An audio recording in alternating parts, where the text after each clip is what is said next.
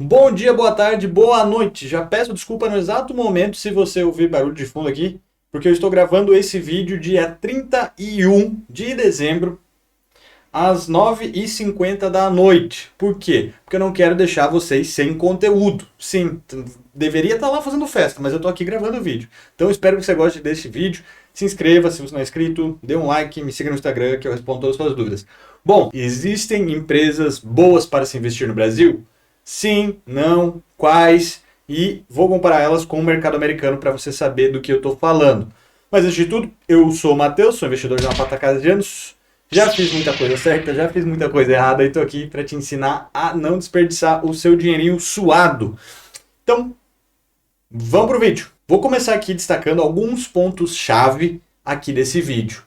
O primeiro ponto é claro e óbvio, o mercado americano é muito maior que o mercado brasileiro. Sim, de que ordem maior? Mais que 10 vezes maior, mais do que 20 vezes maior. Matheus, você não vai parar por aí? Não, mais do que 30, mais do que 40, mais do que 50, mais do que 70. Continua, você já sabe onde eu vou chegar, né? Ele é muito maior do que o brasileiro. E o que é que isso significa para mim, Matheus? Isso significa que o mercado americano é mais estável, certo? Isso é uma coisa que a gente quer, a gente gosta de estabilidade. Quando tem uma crise, algum problema político, um coronavírus, a gente não quer que o nosso mercado caia tanto, ou se ele cai, a gente quer que ele se recupere logo. Então o mercado americano é muito mais forte que o brasileiro nesse sentido. Lembrando, estou comparando os dois. Por que você faz isso, Matheus? Porque o mercado americano é o maior do mundo, então a gente pega o melhor sempre como referência, nunca o pior. Segundo ponto, que está relacionado ao primeiro, existem muito mais investidores no mercado americano do que no mercado brasileiro. Por que ele é relacionado ao primeiro? Mais pessoas, mais dinheiro. Isso é óbvio. Sem contar que eles trabalham em dólar, a gente trabalha em reais, que a nossa moeda está super fraca. Que é um problema também que eu vou falar depois das empresas brasileiras, que operam em dólar ou real. Mais do que 57% dos americanos investem na bolsa americana. Isso significa que mais de 117 milhões de americanos investem, tirando todos os brasileiros, assim como eu, que investem lá também. E isso, né, como mais pessoas estão no mercado, a média das decisões dessas pessoas tende a ser mais acertada. O que eu quero dizer com isso? Existe um estudo, mais antigo aí, de uma universidade dos Estados Unidos, a Universidade de Massachusetts, onde esse estudo ele chegava para inúmeras pessoas, tipo 5.000 pessoas na rua, e falava assim: você sabe qual é a média de gols feito numa Copa do Mundo? Esse é um número que você não sabe. Não sabe isso. Só que essas 5.000 pessoas chutando mais ou menos a expectativa delas, do quanto elas acham que está correto, se aproximou muito de um número correto, sim. Isso foi feito com várias outras coisas também, com a altura média de um brasileiro homem, a média de... A brasileiro não, americano, né, no caso. Mas enfim, vocês entenderam a ideia. Então isso quer dizer que a média vai tender a escolher empresas melhores e saber diferenciar as boas das ruins numa totalidade. Então, se nós temos menos pessoas aqui no mercado brasileiro, no momento nós somos um pouco mais de 3 milhões, a gente cresceu muito no último ano, mais de 1 milhão de pessoas, né, o que é muito bom, mas mesmo assim o nosso número é muito pequeno, é muito reduzido. O nosso per capita, ou seja, o valor que cada pessoa investe no mercado, ainda é muito pequeno comparado com o per capita americano. E isso, mesmo se a gente não levar em consideração o poder de compra da moeda, se a gente só tomar como base a unidade de dinheiros, ou seja, $1 é igual a R$ 1. Mesmo assim, a gente está inferior ao mercado americano. E agora a gente vem aqui a uma coisa bem séria que a gente tem aqui no Brasil, que é o nosso maior problema de todos, de longe, que são os nossos problemas políticos, os esquemas de corrupção gigantescos. Nós temos aí mensalão, petrolão, os inúmeros desvios, né? A gente tem coisas gigantescas que ocorrem no Brasil. O petrolão, nível de bilhões, é muita grana. Isso, para quem está vendo de fora, eles entendem que o nosso mercado interno, né, a nossa política interna não sabe se controlar, que a gente não sabe o que a gente está fazendo, que a gente não consegue detectar que alguém está roubando bilhões, sabe? Se alguém rouba R$ 10, 20, mil, ok, até 1 milhão, até é difícil de conseguir encontrar, e para um nível global isso é pequeno, mas no nível de bilhões isso já é muita grana. Então esse é um problema muito grande que a gente tem no Brasil. Mas como é que se mede isso? Como é que se mede esse gasto desnecessário que o Brasil tem, esse não controle fiscal, esse não controle financeiro que o Brasil tem. Pois bem, nós temos um indicador chamado EMBI, que é Emerging Markets Bonds Index. Ou seja, ele é o índice do Tesouro que o governo emite, né? Os títulos do Tesouro que o governo emite. Vários países do mundo fazem isso. O Brasil é um que faz também. Quando o Brasil está precisando de dinheiro, o que o governo vai e faz? Ele pode imprimir dinheiro, que ele vai gerar inflação, e aí é uma coisa que a gente não quer, mas mesmo assim ocorre, ou ele pode gerar mais títulos. O que é um título? É uma dívida. O governo está falando, ó, me dá R$1.000 agora que depois eu vou te devolver 1.100, 1.200, 1.300, enfim. É isso que ele quer de você. Essa taxa de juros, esse ganho que você vai ter, é uma porcentagem que em inglês é chamado de interest, que é o lucro, né? A margem, o retorno que você vai ter. Então, a medida do risco Brasil, ele é medido nessa diferença. Se o título americano de 2 anos e meio retorna 0,5% e o brasileiro retorna 15%, essa disparidade é considerada o risco político. Quanto maior essa diferença, maior é o risco político. Por quê, Matheus? Porque um governo que emite títulos do Tesouro é um governo que não tem controle das suas contas, porque ele está precisando de dinheiro, ele está recorrendo à população para pegar mais dinheiro. Um governo que tem tudo sob controle não precisa emitir títulos. Então é por isso.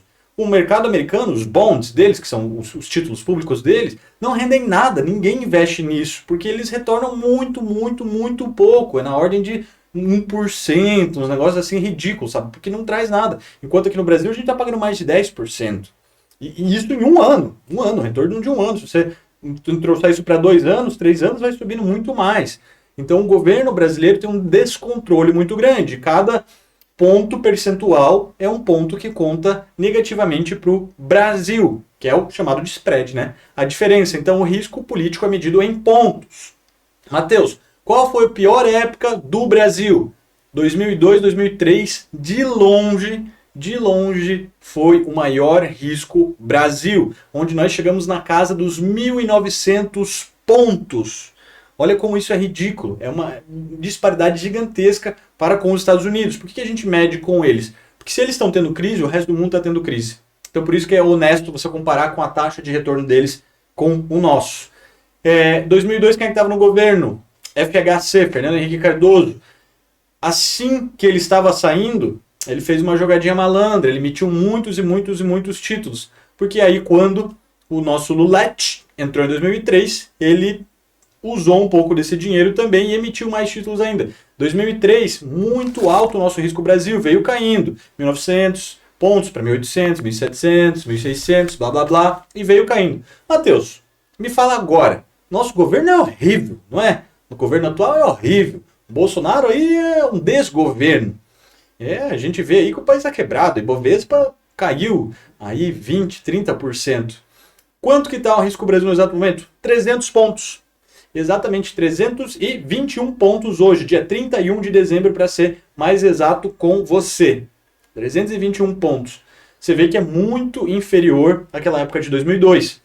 2016, governo Dilma. Estavam ali na casa dos 500 pontos, também veio decaindo. Então, eu não estou atuando em favor do nosso governo, de forma alguma não gosto do governo atual, mas você tem que entender que pelo menos o nosso controle econômico de risco Brasil está relativamente ok em outras situações que a gente já teve aqui no Brasil, mesmo numa pandemia. A gente está numa pandemia ainda, a pandemia não terminou. Então a gente está relativamente ok em termos econômicos. Mas é muito engraçado você saber que em 2002, em uma data específica, por um problema político específico, nós atingimos 2.443 pontos. Né? De novo, isso só leva em consideração questões econômicas, ok? Falando sobre questões econômicas, essa comparação do Brasil e Estados Unidos, olha esse gráfico aqui, ó. Essa imagem, esse gráfico aqui, ele mostra a comparação do Ibovespa, que é o índice da Bolsa Brasileira, e o SP500, que é o índice da Bolsa Americana. Mas preste atenção, eles não estão na mesma base. Então você não pode comparar uma imagem justaposta uma em cima da outra, como ela está aqui, a queda de um, a subida do outro. Mas eu quero que você note as subidas e descidas do gráfico. Eu quero que você note que se, por exemplo, aqui houve uma queda, 2008, lá no mercado americano, olha aqui no Brasil como foi grande essa queda, foi maior, esse movimento foi diferente, tá vendo? Mas mesmo assim a gente foi muito, muito, muito afetado. Em 2008 a gente ouviu do nosso presida que essa crise mundial que ia chegar aqui no Brasil ia ser só uma marolinha, não ia ser uma crise. Olha aqui, o gráfico fala por si, não preciso falar nada. Olha o resto do nosso gráfico, né, do Ibovespa, e olha o resto do gráfico do SP500 para você ver a diferença.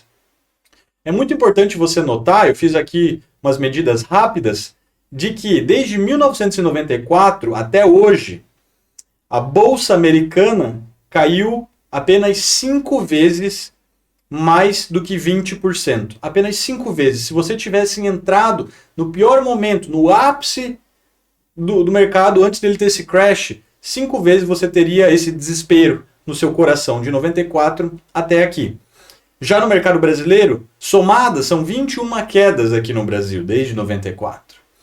É muita queda. Né? A gente, né, não está aí num cenário tão lindo, tão bonito. E isso que eu fui caridoso aí nos meus estudos, porque se chegou a 17, 18, eu, obviamente não arredondei para cima para 20, mas teve alguns quases nesse 20 aí também. A gente, se quisesse dar uma arredondadinha para cima, se quisesse ver valores intraday, por exemplo, dava para ter jogado isso para cima sim, dava para ter chegado aí uns 25, 26 ou até mais. Então você vê como o quanto a gente é afetado mais. Essas quedas, elas derrubam o Brasil muito mais forte que o mercado americano, pela quantidade de pessoas, pela quantidade de dinheiro, problemas políticos, risco brasileiro, enfim. Olha essa outra imagenzinha aqui agora, ó. Essa outra imagenzinha aqui, ela é o IFIX, que é o índice do mercado imobiliário brasileiro, né, onde são aí shoppings, nós temos sala de escritório para aluguel, prédios, enfim, para aluguel, e também o equivalente aos REITs americanos. O REIT americano, ele o índice dele é pelo FTF NER, ou também chamado de Nareit All Equity Index U.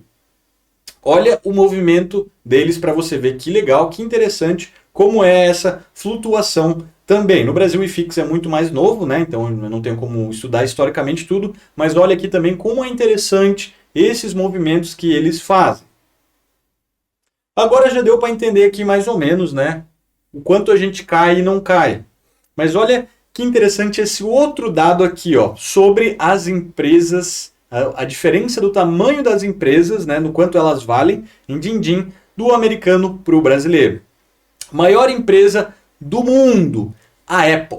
Sim, é a Apple, valendo 2,91 trilhões de dólares. Não é milhões, não é bilhões, são trilhões de dólares. Segundo colocado, Microsoft, 2,52 trilhões de dólares. É muita, muita grana, não é mesmo? Tá bom, Matheus, mas agora eu quero saber se as empresas brasileiras, onde é que eles estão nesse ranking? Chuta um valor aí para mim. Top 20, mais para baixo, top 50, para baixo, 70, 100, 150, 200, quase lá, 243 é a posição atual na nossa maior empresa, que é a Petrobras. Exatamente, senhores e senhoras. Petrobras, valendo nada mais, nada menos do que 71,6 bilhões. Segundo colocado, brasileiro, a Vale, na posição 261, com 67 bilhões. Mas para pensar, essas duas empresas, elas têm uma forte mão do governo em cima delas. A gente sabe que o governo tem muito dinheiro, né? Então vamos para a próxima empresa, vamos para a primeira empresa dessa lista brasileira, que é 100% privada. Porque a Apple ela é privada. Agora vamos ver uma empresa 100% privada aqui do Brasil, a posição dela. Quer chutar aí? Se lembrando que a Vale estava em 261. 300? Fala mais, fala mais. 350? Fala mais, fala mais. 400? Fala mais. 425?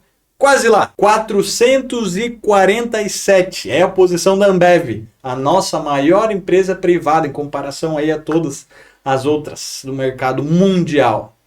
A gente não tá assim, né, numa posição muito boa. Ambev, que vale 44 bilhões de dólares. Uma empresa gigantesca aqui para o Brasil, gigantesca, mas que lá fora não é nadinha de nada comparada com as maiores. Nadinha de nadinha mesmo. Mas agora, olha que interessante que é isso, olha essa loucura aqui. Você entendeu o tamanho disso? Você falou, Matheus, você já sabia.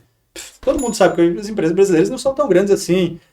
Porque a gente trabalha algumas com lucro em dólar, outra em real, Petrobras até trabalha em dólares também. Mas agora, eu falei sobre o tamanho das empresas enquanto elas valem no mercado. Agora, preste atenção no lucro das empresas. A Petrobras, considerando todas as empresas do mundo, a Petrobras, ela está em 10º colocado em questão de lucro. 10º. Ela fatura 40 bilhões de dólares.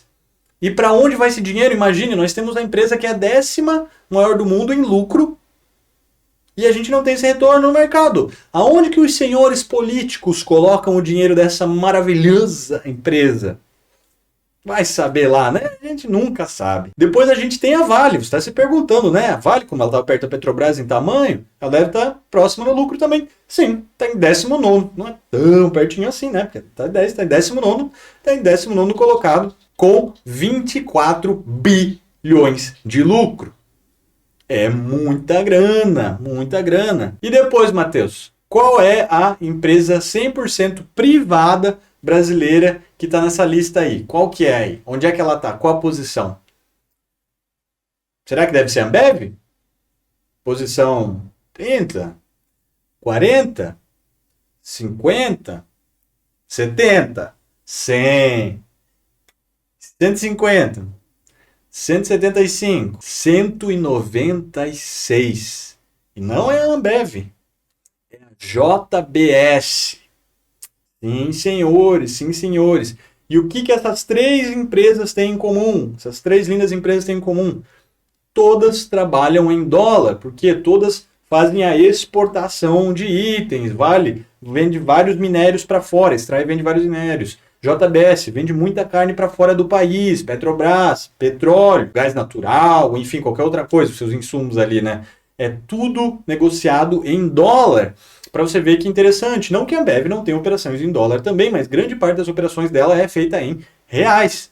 Então você vê essa disparidade gigante, por isso que você tem que entender como é o nosso mercado. Ele não se compara apenas em tamanho de empresa, mas tem todo um outro cenário grande sobre como a empresa trabalha, questão de lucro, dólar, real, operações, o local de operação, se ela é uma empresa privada, pública, enfim, tem bastante coisa nessa jogada. Então o que dá pra gente entender aqui com isso aqui no Brasil? Existem empresas boas no Brasil? Sim, existem empresas ótimas. Uma empresa que eu cito, que é muito, muito boa, que está aqui no meu coraçãozinho, WEG. WEG é uma empresa maravilhosa. Ela tem uma administração boa, ela tem a transparência perfeita. Se você vai ver a gestão da empresa como um todo, é uma empresa perfeita. A operação que ela faz ela é muito boa. Só que o problema é que nós somos muito afetados em questão de importação, de tudo que a WEG precisa, que ela importa em dólares, algumas operações ela faz em real no Brasil para depois mandar alguma coisa em dólar para fora também. Ela sofre muito com esse aspecto da desvalorização da nossa moeda aqui. Olha o gráfico da WEG. É um gráfico bonito, não é? Olha quanto ela sobe. Teve uma queda aqui nos últimos anos, ok, mas a gente sabe que a gente está tendo um problema de semicondutores, de chip, de transporte marítimo mundial, onde subiu mais de 10 vezes o valor do transporte marítimo nos últimos anos. Esse é um problema que afeta muito, só que aí entra tudo que eu já expliquei aqui para vocês. O Brasil é muito mais afetado que outros países, muito mais afetado que outro mercado. Então, por isso que é importante vocês entenderem, quando eu e outros educadores, a gente prega muito nessa questão aqui, né? A gente martela muito na questão de que investir fora é muito importante. Isso significa que a gente deve deixar de investir no Brasil? Não, de forma alguma, porque existem algumas empresas que elas explodem. que é difícil uma explosão tão grande assim no mercado americano, por exemplo, porque ele já é um mercado muito mais consolidado, muito mais sólido. Então, quando a empresa entra lá para competir, ela já está competindo contra as empresas muito bem consolidadas. E aqui no Brasil, às vezes, não. É um mercado que está nascendo e ela cresce muito. Um grande exemplo que a gente teve foi a Magalu, que explodiu gigantescamente, que foi investindo em questões de tecnologia. Aqui no Brasil, ela se destacou muito. Se ela tivesse entrado no mercado americano, nem de longe ela teria conseguido o que ela conseguiu em questão de crescimento. Tanto que agora ela está caindo muito porque tem entrado um outro competidor, o brasileiro, o investidor brasileiro está olhando diferente para ela, também está investindo em outras coisas, não tem mais aquela certeza de que a empresa é boa como ele tinha no passado, acabou a euforia. Isso, inclusive, é super importante você notar também, a euforia no mercado brasileiro é muito grande. A euforia, quando ela vem, o maior exemplo, Joesley Day. Olha esse crash aqui no dia do Joesley Day, olha essa queda da bolsa aqui. A gente tem que fazer circuit breaks, porque que é quando a gente para as negociações em bolsa, porque o mercado está caindo demais. E a gente para acalmar os ânimos do investidor. Então é super importante você saber que existem empresas boas no Brasil, sim, mas elas vão passar por problemas muito maiores do que empresas americanas quando chegar a onda aqui pra gente, né? Quando a crise chega, ela chega muito mais forte e a gente demora um pouquinho mais para se recuperar. Bom, esse vídeo foi um pouquinho mais abstrato, mas foi para explicar para vocês do porquê que eu prego tanto de que se deve investir no mercado americano também, não só lá ou só aqui. Você tem que variar o máximo possível. Espero que vocês tenham gostado do conteúdo, que tenha sido informativo. Se vocês ficaram com alguma dúvida, pode escrever aqui embaixo nos comentários que eu vou responder para vocês, ou pode me mandar lá no Instagram também, que com todo prazer eu vou responder as dúvidas de vocês. E se quiser sugerir algum tema também, sinta-se à vontade, que eu vou dar uma olhadinha. E é isso. Um abraço e feliz ano novo!